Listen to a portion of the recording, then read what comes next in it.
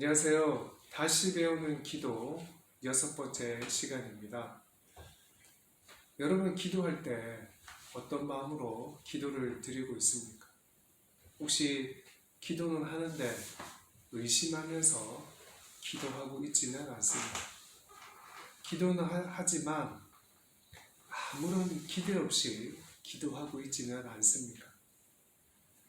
예수님께서는 누군가를 고쳐주시기 전에 또는 걱정하는 사람들에게 위협을 받아서 두려워하는 사람들에게 자주 사용하셨던 단어가 있습니다. 그것은 믿음이었습니다. 예수님께서는 먹고 마시는 문제로 걱정하는 사람들에게 하나님께서 들풀비시는데 하물며 너일까 보냐라고 말씀하셨습니다. 예수님께서는 제자들이 바람과 파도 때문에 무서워했을 때 믿음이 작다라고 말씀하셨습니다. 예수님께서는 혈류증을 앓고 있는 여인이 자신의 겉옷을 만졌을 때 내 믿음이 너를 구원하였다라고 말씀하셨습니다. 심지어 예수님께서는 제자들이 귀신을 쫓아내지 못한 이유도 믿음이 작은 까닭이라고 말씀하셨습니다. 이렇게 예수님께서는 우리가 처한 상황보다 그 상황에서 우리가 믿음으로 반응하는지 하지 않는지를 보십니다. 예수님의 동생 야고보는 그리스도인이 시험을 당할 때 하나님께 지혜를 구하면 주신다라고 가르쳐주고 있습니다. 언제 들어도 희망이 되는 말씀입니다. 그런데 그 뒤에 나오는 말씀이 더 중요합니다. 야고보서 1장 6절에서 7절 말씀을 들어보겠습니다. 오직 믿음으로 구하고 조금도 의심하지 말라. 의심하는 자는 마치 바람에 밀려 요동하는 바다 물결 같으니 이런 사람은 무엇이든지 죽게 얻기를 생각하지 말라. 하나님께서는 지혜를 구하는 자에게 지혜를 주십니다. 하나님의 좋은 성품이 그것을 허락하기 때문입니다. 그런데 조건이 있습니다. 우리가 기도할 때 믿음으로 구해야 하나님께서 지혜를 주십니다. 기도하기 전에 꼭 알아야 할 것은 하나님께 응답을 받으려면 반드시 믿음으로 구해야 합니다. 하나님께서는 믿음으로 구하는 자에게 지혜를 주십니다. 우리가 기도할 때 형식적으로 하고 있는지 아니면 누가 시켜서 하고 있는지 정말 믿음으로 하고 있는지를 체크해야 합니다. 무엇을 구할 것인가 보다 어떤 마음으로 기도하느냐가 훨씬 더 중요합니다. 기도자는 어떤 시험을 만나도 믿음으로 기도하는 것이 중요합니다. 그러면 믿음으로 드리는 기도는 어떤 기도일까요? 조금도 의심하지 않고 드리는 기도를 의미합니다.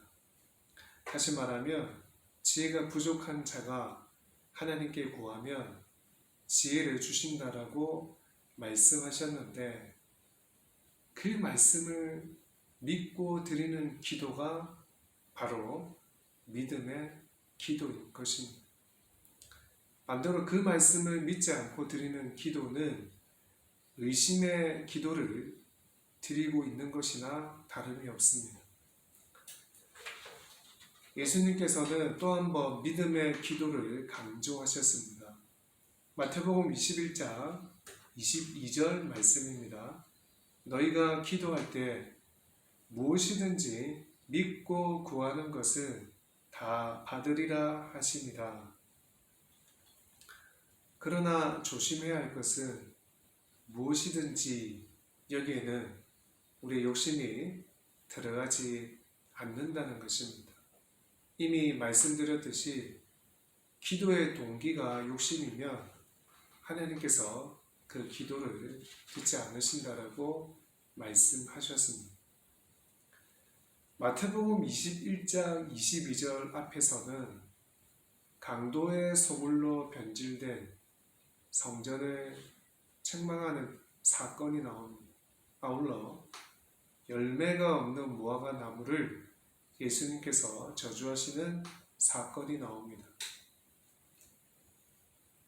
이 마태복음 21장 22절 말씀 뒤에는 아버지의 뜻대로 행한 둘째 아들 비유, 포도원 주인이 농부들로부터 열매를 얻지 못하는 비유가 나옵니다.